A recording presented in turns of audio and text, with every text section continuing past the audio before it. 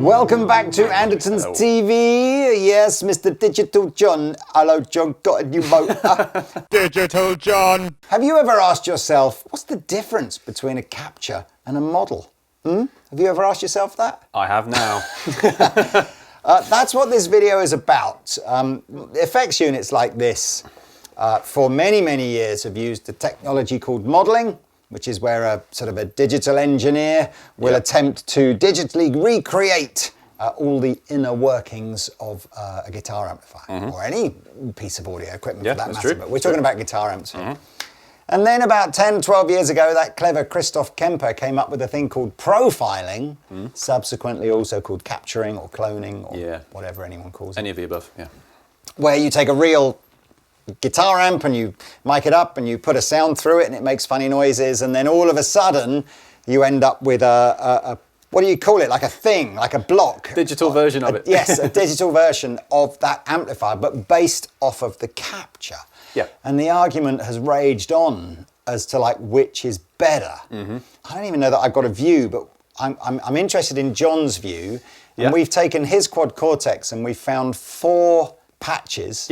A Fender one, a Marshall, a Boogie and a Peavey, where we've got a model of that amp and a capture of that amp. That's correct. Run through the same IR. And I suppose now we will see. Do we have a preference? Is it impossible to tell the difference?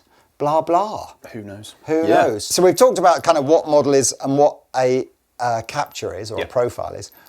Which way do you lean? In my opinion, I think a model is the better one in most cases, because you may want to capture an amp, you know, being devil's advocate for myself here. Capture may be better because you may want to capture a specific mic and cab. You know, there are more things to a capture than there are with a model. With a model, you're really just getting the preamp. You're not really getting the stuff after the cab or, you know, the power section, any of that, because that's all part of the speaker and like the stuff after the kind of tone stack.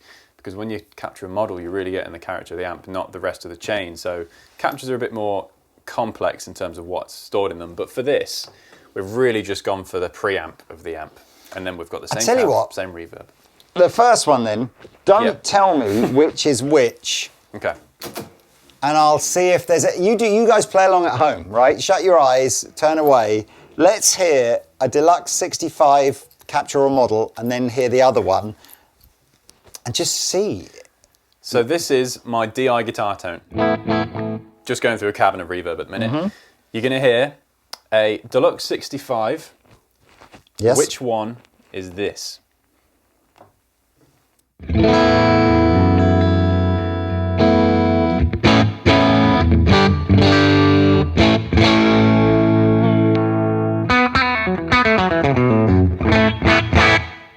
Right, that was A. Yep. B. Yep.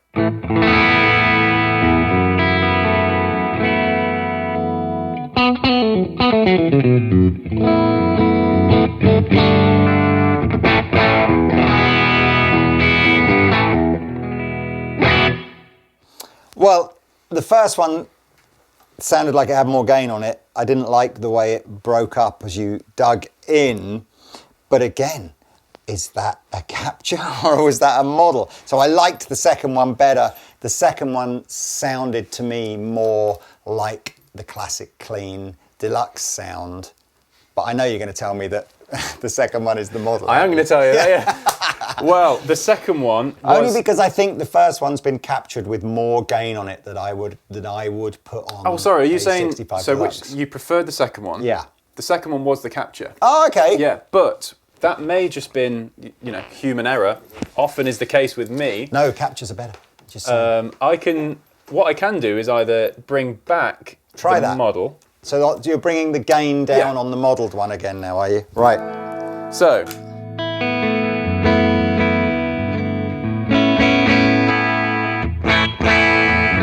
That's A. Yeah, that sounds like what I like. Yeah, that's a bit louder. Let me just turn that down a bit.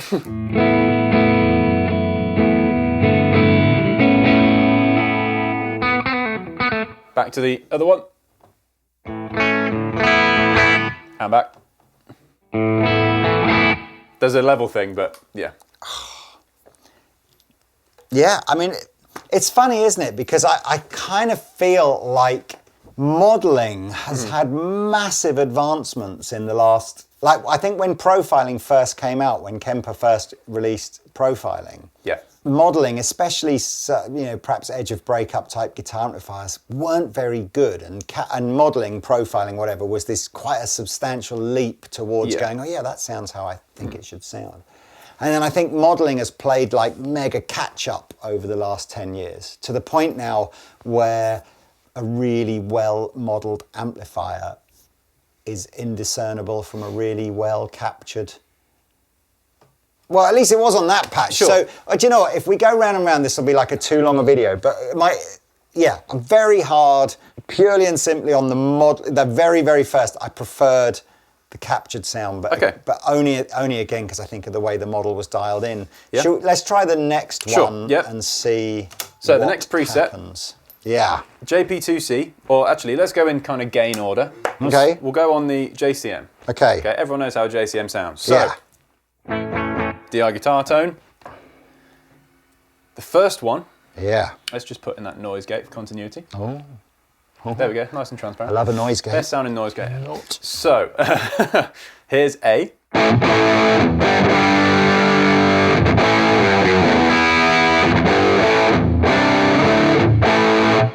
And B.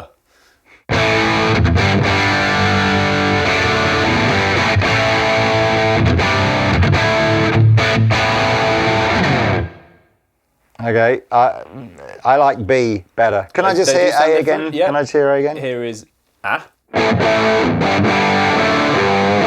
Can you just take some mid-range out of A? I can do my best. Yep. I don't know if it's a capture or a model, but... And then go to the second one again. It sounds fatter and fuller, the second one, to me. Which one sounds more like the real JCM? To you. Gosh, that's difficult, isn't it? I think they both sound like classic Marshall-y crunchy amplifiers, dialed in slightly differently. So I'm not sure that's. Look, I'm just going to go which one I prefer. So I'm going to say I prefer B. Sure. Yeah. Well, B is the model. Okay. I think the point here is that with captures, you're at the mercy of whatever was in the chain of the capture. Yeah. So the mic, the cab, well, not necessarily in this case, but that's what a downside to captures are. Yeah. With the models, you do have the option of, especially with the JCM, we were talking about this a bit off camera, like as you dial the gain up, the EQ section works differently depending on where the gain is, and those controls aren't isolated, so they all interplay with each other. And the thing about Neural, you know, flying the flag at the minute, the way they do their models is that, for those of you who don't know, this is very public information at this point, they have this machine called Tina. Tina's great. She's lovely. And what she does, she's a model.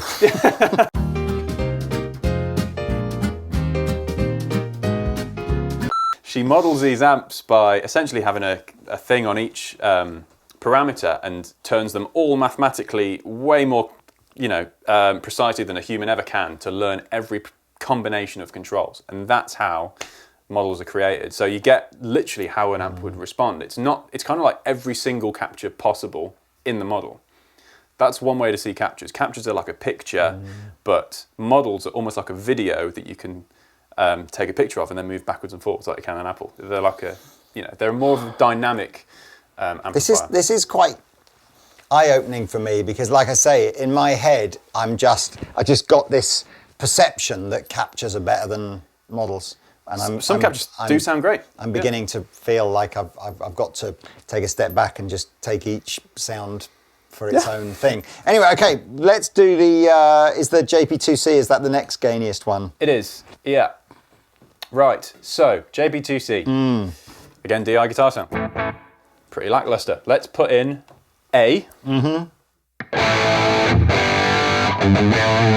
a different key, let's do B minor.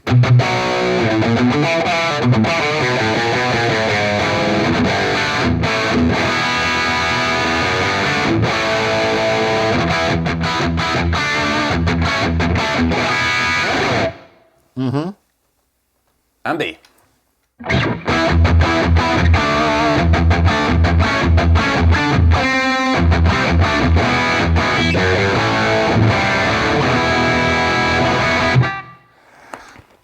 I think the point you are making is that you're hearing so many more nuances of a capture that are variable.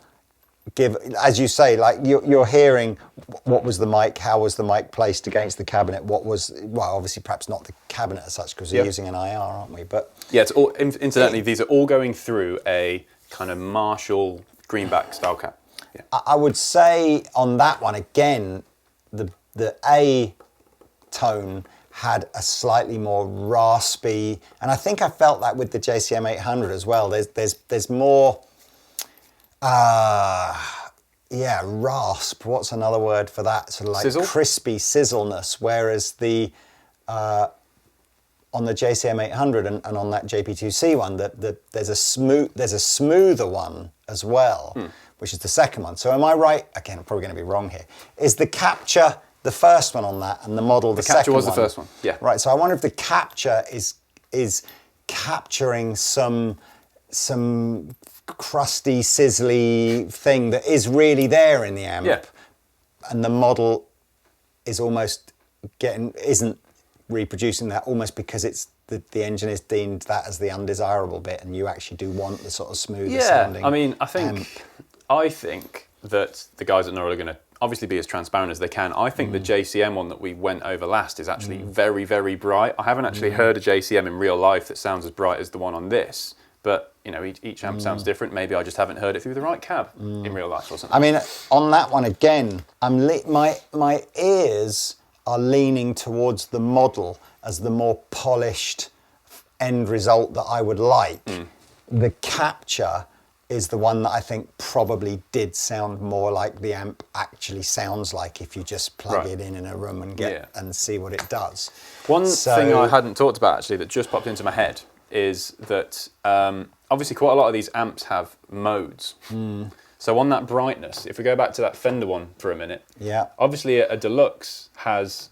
There's a brighter input, hasn't it? Yeah, so you've got normal, vibrato and bright. That's another way that you can keep the kind of variability and the life in the amp, and that option paralysis that you don't usually have with option paralysis. That made it sound bad. But you have more options that you can tweak on the go if the brightness wasn't up to scratch with a particular guitar, like you say. With a model, you mean, rather than a capture? Yeah, sorry. With a capture, those things are set in stone and you can't go back and add that in post. What you'd have to do is capture the other mode. Yes. And then have that as a separate capture. Yeah, I mean, you've probably got this by now, but any adjustment that you're making to the tone or the gain of a capture is simply the device itself overlaying some sort of EQ or level change to that capture. It's not, whereas the model should, by rights, be emulating what happens when you turn up and down the controls on the amp. And the other thing is, go on, sorry. Like if you're capturing an amp head, you're going to need something in between the amp and quad Cortex, because you don't want to blow up pieces of equipment, you know, when you've got a load like a load box. So, but load boxes are going to colour the sound. So it's never really a true transparent thing with a capture, you know, by nature of you need something like that in between. So each load box is going to have a different colour to the sound, but, you know, I'm not going to be the one I see what you're saying. So even if you're not using a cab and a mic, so you're trying to remove the coloration that the mic and the cab adds, the load box will add coloration. Yeah. So it's... In theory, it does anyway, you know. Which is another thing to consider. Come on, look, I feel like I'm winning. I feel like I've got 2 right and 1 wrong. So I'm going for 3-1 here on the... I think the main thing is, does that characteristic come through? Perhaps it's easier to hear on gainier amplifiers. We'll see. If this last one, if one of the sounds is more scratchy, crusty, sizzly, whatever, and the other is more smooth, I'm going that way. The crusty one is the capture and the smooth one is the model. But we'll see. We'll see. All right. So, A.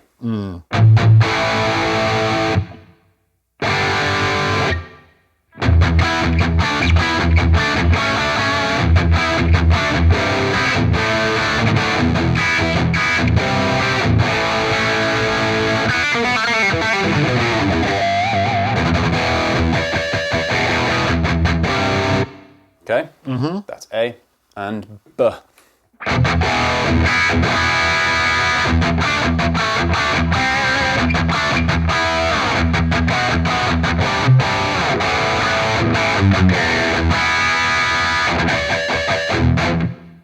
They're the most similar of They all are. four. Yeah. That is hard. You'll have to give me another All right, pass. I'll do kind of quicker ABs. So Yeah. A, Okay. B. I think one of them Are has you even more low end. is it that, have you noticed that loaded the same amp block in twice? Absolutely I promise promising I haven't. one of I those is a promise I capture in the model. All right, well, look, there's nothing in it, but I'm saying there's something my brain is going, say that the A is the capture and B is the model. Wrong. God damn it! I had fine. to think though for a second. Yeah, the first one was the model. I think this has more low end. Again, I'm the one looking at it, so yeah. But if I just chug there, this kind of feels like it's got an overdrive in front of it. In the low end, there's like a low mid thing, tube screamer thing. Maybe I'm just mental, but I think the model has more low end to it. But yeah. So what have we learnt, Mr. John? That there is no sense that one is better than the other, and it's just treat everything for on its own merits? If you like a sound dialed in and you're so chuffed with it, you don't really want to mess with it, maybe apart from some EQ or just turn up the gain, captures are great. But if you want a more dynamic amp that you can tweak, maybe put some pedals in front of, change the gain a bit more honestly, like the amp would. Not the captures don't, they do a very good job of imitating that. Their models are better. They're just a bit more flexible. Captures are less flexible, but they still sound great. And you can capture other things at the same time. And I suppose one of the reasons why Quad Cortex has been so successful is you don't have to choose. You've got both. Yep. And on some of its competitors, you know, you've either only got captures or profiles or whatever, and in other competitors you've only got models. But yeah, look. Other cool stuff as well with captures. I downloaded a preset the other day that had a JCM through a Neve console or something that added saturation from a desk. Yeah. And you can't get that from an amp model. That's something you do in like a DAW or like a piece of output. Well, unless you model it, I guess. Exactly. Unless somebody decides to add on, you know, let's model a channel a strip tape that you can saturator add. thing. Yeah, absolutely. But nowadays, you know, if people have got that kit that they want to have in the box, in the same block, that's the other thing. It's very nice space-wise in the preset. Have it all in the same place. Where's this going? And the video that we did I did with Pete was Head Rush are now doing their version of captures. They call it clones, where you can create multi-amp clones. So it's Sounds terrifying. Yeah, exactly. So you're going to have this whole new breed. It's not a Peavey or a Marshall. It's a Meavey. It's a partial. I don't even know, or whatever. And then who knows? I'm sure. Yeah. But that was interesting and quite.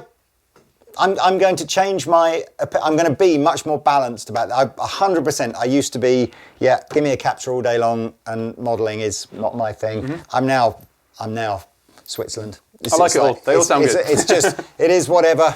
If it sounds good, it sounds good, regardless of what was used to create it. But there you are. Ladies and gentlemen, I hope that has helped you now understand slightly more the difference between a capture and a model. I've been Lee. I've been John. See you next time.